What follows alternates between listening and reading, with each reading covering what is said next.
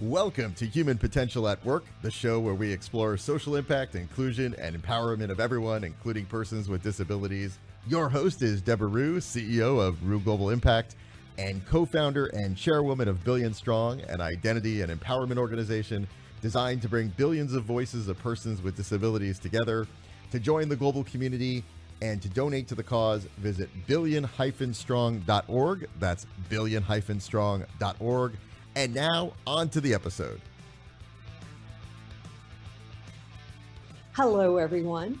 This is Deborah Rue and Human Potential at Work, and this is going to be our first episode for 2022. I'm really excited about 2022, so we wanted to give you a special guest. So Dr. Dravon James is an executive coach. She's a business coach. She's an inspirational speaker. She's a life coach, and she's the author of Freedom is Your Birthright. And I agree, freedom is your birthright. But we're also going to talk about this perspective of how women respond differently to things than men. And we certainly are going to talk about diversity and inclusion. So let me welcome Dr. Dravon James, and please tell us who you are. Tell us more about your work. And you look so gorgeous today, too.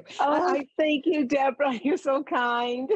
And you know what? I should interrupt, since I have interrupted, and let's do a visual description for those who can't see. So once again, I'm Deborah Rue. I'm over 60, and I have Billion Strong behind me because we're so excited about the Billion Strong efforts to come out with pride and with our lived experiences with disabilities. But I have gray hair, but I have purple streaks through it because I want to have fun with color. And over to you, Dr. Dravon James, so you can introduce yourself, but also describe yourself. Okay, awesome. Well, I'm going to start off by saying my name is Dr. Dravon James, and I'll give you a description so you'll know who's giving you all this information. I am in my 50s, and I have brown hair with light streaks in it, and I am super excited today for being the new year. I put on a gray dress, and I'm super excited to be here. Yeah. So that's my description. I don't have my glasses on today, so I'm without glasses, but here just the same and excited to share with you about what I do in my organization. And today we're talking about disabilities, but I want to tell you that just like most of your listeners, I have worn so many hats through my lifetime. I've been an actress, an author. As you mentioned, I'm an executive coach and a transformational life coach. In addition to that, I'm a pharmacist, and I run a hospital pharmacy for a large hospital group. And I'm a mom of two college students. So it's been a busy life. It's been an amazing journey. My passion is teaching and showing and modeling for people how to use everything that shows up in your life, the good, the bad, everything in between, to get to your next level of greatness. So I'm super excited to be here today as we have this conversation. Oh, I agree. And I love the way you set that up because sounds like you're a very busy woman. You also are an African-American woman, a beautiful African-American woman. And before we got on air, we were having a little conversation about diversity and inclusion and how we really care about Black Lives Matter when in the United States, we were killing Black people in the streets. And hopefully we still do care about Black Lives Matter, but the Me Too movements and all these different movements of different people that aren't being included, but at the same time, is there an opportunity for us to come more together so we can support each other? Like you said, you didn't realize how many women with disabilities there were. So why is it important for us to take all of these different moving parts and come together? As you said, we're stronger together. We are stronger together. I'm so glad that you asked that question, but I just want to back up for one quick moment about talking about our differences. It didn't even occur to me to say, as I'm introducing myself, that I'm an African-American woman. And wouldn't it be great if we could embrace who we are as just being the norm? It's okay. I love the fact that I interact with so many people who are different than I am. And I learn from them, they learn from me. And the one thing we have in common is that we are unique. Right? No, I don't care if I'm 5'6", I don't care if we were all 5'6" and African American, we'd still be different. And that's what's so important about inclusivity, right? Is that knowing that we look at diversity and we say, oh, we want to have a diverse community. And while I know that is so important, if we have a diverse community that's void of inclusion, then we don't really have anything. The inclusion is the fuel that drives this. We come together with our different experiences. Me as an African American woman, you as a white woman, we've had different life experiences. We come together, and as we partner together, we are a force of inclusion, which means that we don't miss things. We're able to share things. We're able to bring more people onto our tribe. So inclusion is so important where it relates to abilities, disabilities. A phrase that I've read somewhere and I've adopted as my own is inclusion for one is inclusion for all. Ooh, It has to be. It just has, it makes sense. It Right. makes, especially for our business community, right? If you're in business, you want to be able to promote your product, your service, and you want to know the viewpoint, the advantage of your product to all groups of people. Right? Right. Inclusion is All the important. customers. Yeah. I agree. And Yeah. do you think it has become more important during this pandemic? For example, once again, I will see brands trying to respond, and they're going to focus on making sure they're including lots of brown and Black people. Yay. But then they forget about the other segments. So it's like our communities, the African Americans or the Black and brown versus the disabilities versus women, we're all in this together. And I know you preach a lot about that and really help executives understand that as well with your executive coaching. But do you think it's even more important now? I really do. And you mentioned something about my executive coaching, and I got to tell you, I coach a lot of executives, and they're all great people. What they want is to have an environment, to have their company be a reflection of the world, the global world, because who do you want to do business with? You want to do business with the world. And the best place to start is in your own company to have it represent that. I can say in agreement with you, what you said, that post-pandemic, wherever we are in this pandemic, it's even more important that we have inclusion, that we represent that. Companies realize that, and they need help with that because it's different. You saw something about me that I see every day and I missed, right? In the description of me, right? And so imagine, and we're two women sitting here to do something that we both enjoy doing, but imagine being a business executive and you have your viewpoint. You need your team. You need a diverse team. You need inclusivity so that you don't miss these opportunities to bring your products and your services to the world. So yes, even more so important as we go forward. And I just want to speak to one thing about how we over-index on one thing, don't we? Get all on Black Lives Matter and we forget about the Me Too movement, and we move on to that. We forget about the next movement. This is, again, why inclusion is so important, because while you have your finger in your pulse and the thing that you're passionate about, you got people on your team and say, hey, I'm passionate about this. I represent this. I represent that.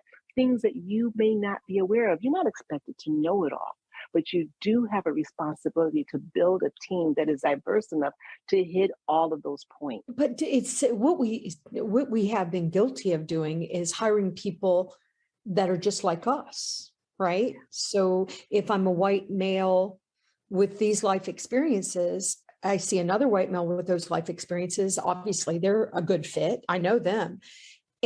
But I think what the brands really are starting to understand now is diversity really can equal innovation, creativeness, and problem solving. Because as you said, your experiences as an African-American woman and my experiences as a white woman, we have different experiences. Yeah. So do you think it's important that we truly bring our entire selves to work? All of our lived experiences. I'm an individual with disabilities, with ADHD. I'm a mother. But I remember they used to tell us, oh, don't tell people that you want kids or you're a mom because they'll just assume you won't come to work. Why would you assume that? I'm a mom. I do everything. I do, but sorry, being so. I love that. And I got to tell you, my experience, I've been working in healthcare for over 30 years. And I can remember when I first came into this career, what I was told is that if I wanted to run departments, which I do, that I would have to think more like a man. I'd had to lose some of that emotionalism that I had. And I tried that for years. And what I realized when I really started to become successful, when I really started to have a greater impact, not only in healthcare, but as I grew my own business and my own brand, was when I embraced my authentic self and brought I brought my mothering. I brought that part of myself. You make it corporate and you bring it to but that's part of who I am. That's part of my superpower. So you bring your whole self, and that's how an organization really benefits, because that's how you become relatable. That's how you relate to your brand and your product more so. You bring your entire self. If we all come with one mindset, When we only can attract that one mindset. To your point about, okay, and not to bash white men because they're wonderful, right? I But say that if we do have that mindset of saying, oh, you know what, I'm only going to hire people who have the same mindset and the same life experiences that I have, then they know we know that you miss out on something. We have to encourage ourselves to go a little beyond our comfort zone. Way back in the 80s, I think there was a book that was written, Why All Certain Type of Kids Sit Together at Lunch. I can't remember the exact title, but I was mindful of that. I didn't have children back then, but I was mindful of that as I grew in my life experiences, and with my children to say, what I want you to do is be purposeful about moving outside of your comfort zone and meeting someone who doesn't look like you, doesn't talk like you, maybe doesn't have the same abilities that you have, really stretch out, doesn't have the same world views that you have, right? We're living in a global world. And as I speak and desire to speak all over the world, I know that is where the magic is in me saying, here, this is who I am, without judgment, without shame, without condemnation. And I'd like to meet you. I'd like to know more about your life. Curiosity really is the answer. If we become creatively curious, we'll solve a lot of problems. Oh, I so agree. I am so curious. I'm always the obnoxious person that's going to ask a million questions, but because I'm so curious. But yeah, I'm going to read a question because I just think it's a really good question. It was a question that I could ask you. Why are men more likely to pursue their passions and find success? Oh, I love that. Men more because they are not waiting for acceptance, right? Women are less likely. Here's another one that pairs with that one. Women are less likely to pursue a job opportunity or career opportunity if they don't meet 100% of the qualifiers. Whereas men are saying, I got 60% of them out. I think I can do it. So this belief, you've seen somebody else like you, 9 times out of 10, a man has seen another man do it. And they have that, they already have that, and they have this self-esteem and this self-confidence. And this is so important. I want to go back to this very glaring thing. I'm introducing myself. I don't say that I'm African-American, right? Because that confidence is there. I don't define myself by that. I define myself as me. And I think men are in that position. If you don't know what it's like to be a minority or even a woman, then you don't walk into the room with that on your shoulders. You walk into the room with an I can do attitude. Women, people of all different diversities, abilities need to walk in with that. That's our superpower. Plus, we have an extra bonus. We represent a group of people that you may not be that familiar. So we really got to capitalize on that. We really got to see these as strengths instead of handicaps. I agree. And you mentioned that you work globally, and I know you work with a lot of corporate brands, very impressive. And do you find that the brands that you're working with, that they're starting to take diversity, equity, and inclusion more seriously? Do you see a trend? Yeah. I am seeing a positive trend, but I'm wondering if you are. I am seeing a positive trend. And I got to tell you, I just told my daughter this, she's 21. I said, when I was growing up, you didn't have, in a major grocery store, have a section that had hair products for people with hair like mine. It just didn't happen. And so I am seeing this, not only there, but across the board. We're seeing that the faces for advertising are changing. And this is a positive move in the right direction. We're also seeing disabilities being highlighted, and not for being disabled, but being part of, hey, this is the person that we're servicing. Right. How about that? Humans. How about that? Yeah, for humans. So we're making progress. Of course, as with anything, we always want it to be faster, but it is happening. And I think as long as we keep our eye there, our focus there, it will continue to grow. This will become the mainstream. Inclusion will become mainstream. Yes. Oh, that's so true. What do you recommend to executives in 2022, especially from the lens of we're having the Great Resignation? There was surveys done where 40% of employees said they would not be working for their current employer in a year. 40%. It's staggering. And the younger people are saying, if you're a bad corporation or you're doing things, you're not including people, you're sexually abusing the women, we won't work for you. So corporate brands are really trying to figure out how they convince us that they really are a good corporation. Are you seeing that in your work as well? I'm really seeing that when I work with executives. As I said, a lot of these people, they're just great people. They really want the best for their customers, for their staff, and for the world at large. And we are seeing I call it the great exodus from the work environment. Well, what that's going to do for corporate America is to make them find more creative ways to support this global initiative for the human race. How about that? And that includes all of us. So the workforce is endless when we represent that way. So I think we're going to see this push. We're going to see this pulling, if you will, back to the workforce, because corporate America they can do it. They're going to make that switch. They're going to make that change, and they're going to become the attractive force that they have been for years, because their products are going to evolve. The way they service their staff is going to evolve, and they're going to become more creative in making that work-life balance that we talk about so much. What recommendations would you have for executives to think about in 2022? And I do also want to make one little comment, and it's sarcastic, but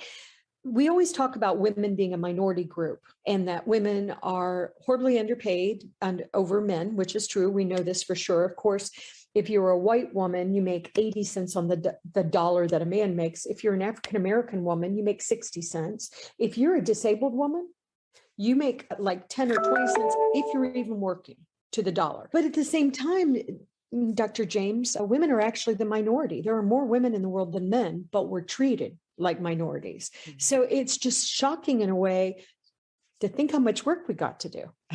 But it is shocking in a way, but you just said something with those statistics, which are staggering, by the way. So it's interesting to be the majority on the planet, but the minority in the corporations. And so what I hear there is that division amongst us. That's what I hear, is that amongst ourselves, we've got to unify. We've got to see each other more. And then we come in as a collective, things change.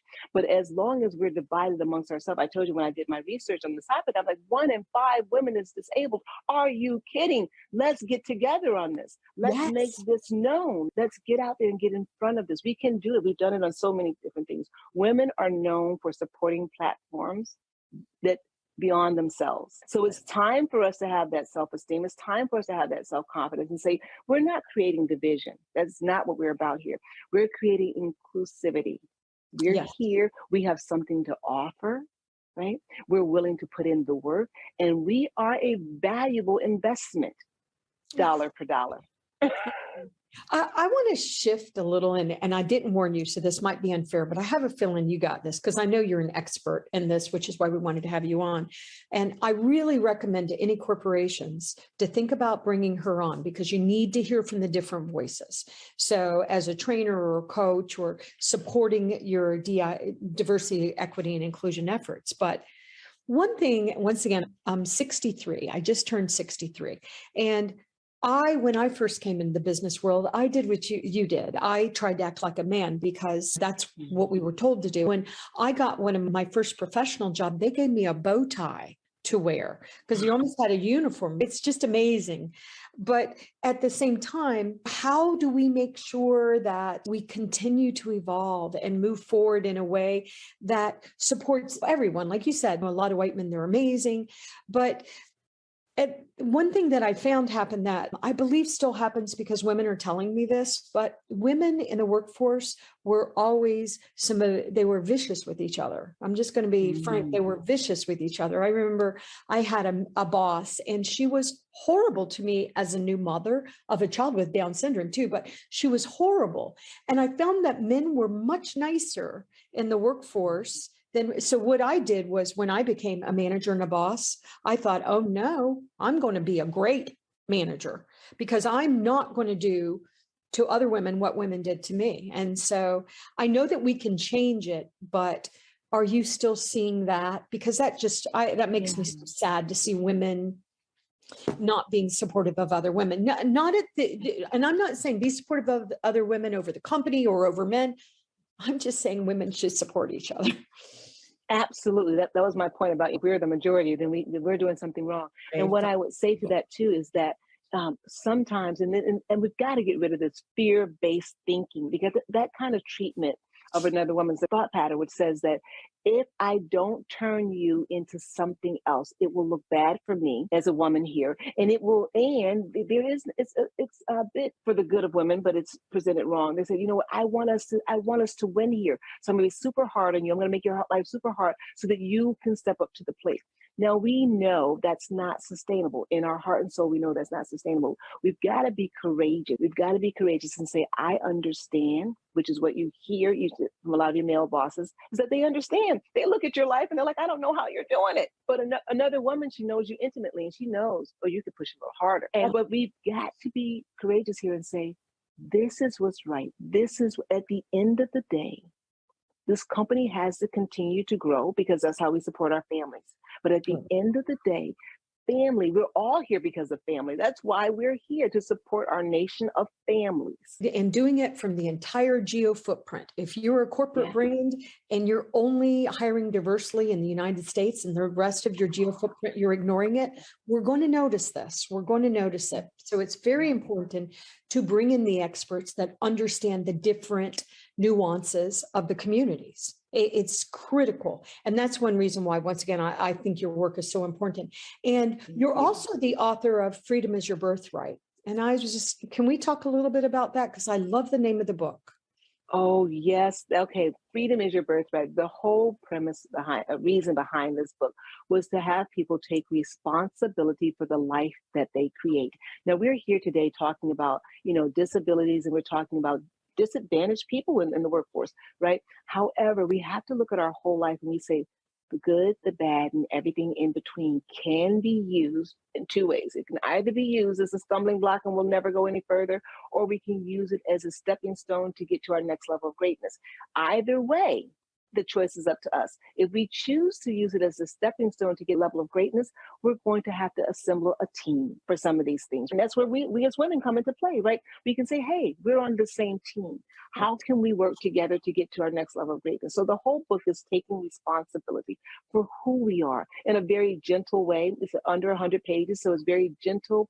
It's very easy to read, and it's very impactful for this is what I can do today in my life to get on the track to where I want to be.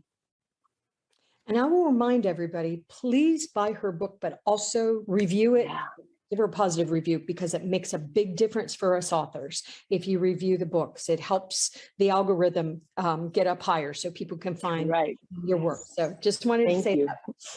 But I know that I've kept you probably longer than I said I was. But I want to ask you just a couple more questions. I want you to tell us how people can find you, and are you on social media, your URL, all of that stuff. But at the same time, I would also like to know, what are your hopes for the world in 2022?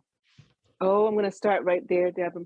My hope for the world in 2022 is the mission of everyday peace, which is a philosophy that I have, which is that we will truly know that trials and tribulations have not come into our life to ruin us, right? The good, the bad, everything in between has come to bow down and serve us as we consciously create our next level of greatness. And by listening to this show alone, we get ideas about how to do that. So it is always too soon to give up. It is always too soon to quit. It is never too late to get started. So that's my message there. And then how can you find me on social media? Dr. Dravon James everywhere. Please visit my website for free stuff that will really help to augment your life. My website is drdravonjames.com. And right now I am enrolling for a absolutely free boot camp. Earn like a boss. Oh. So if it is your intention in 2022 to change the landscape of your wealth building years, I encourage you to attend this absolutely free 5-day boot camp on how to earn a boss. You're closer than what you think you are. Wow. And if you send me that link, I will send that out through my network, so everybody has that link, and we'll include it with the show too. But oh, wonderful. I haven't even asked her yet, but I'm hoping you'll get involved with Billion Strong, because we really need powerful women and powerful men and diverse intersections. And maybe you'll even do a masterclass for us, because it's very important to see others in the workforce that look like I do, or that look like us, I should say. There's a lot of people that look like me in the workforce, maybe not the purple hair, but young people need to see people successful people that look like them. That's what I was trying to say. And I just think it's very important. But I think corporations should come to you because you're a talented woman with really brilliant ideas. You're an entrepreneur. You've been in corporate America. You've done so much, not just because you are an African-American woman, but that's just another benefit, I believe. So, yeah. Part of my superpower. We use right. the whole enchilada, people. We use everything. Yes. Yeah. So, well, happy holidays to you. Once again, one more time, your website. DravonJames.com, and it's doctor, just DR. Great. It's not DR period. It's just DR, Yeah. Dravon, Dravon James. And we'll give you the link too. But thank you for being on the show today. And I look forward to talking to you more about coming on Billion Strong and helping with that too. Because as you said, I look forward to doing it. Yeah, we're all stronger together. So thank you so much. Thanks, everyone. You've been listening to Human Potential at Work. To learn more about Rue Global Impact, visit rueglobal.com. And to learn more about Billion Strong, an identity and empowerment organization designed to bring the billions of voices of persons with disabilities together, you can join the global community and donate at billion-strong.org. That's billion-strong.org.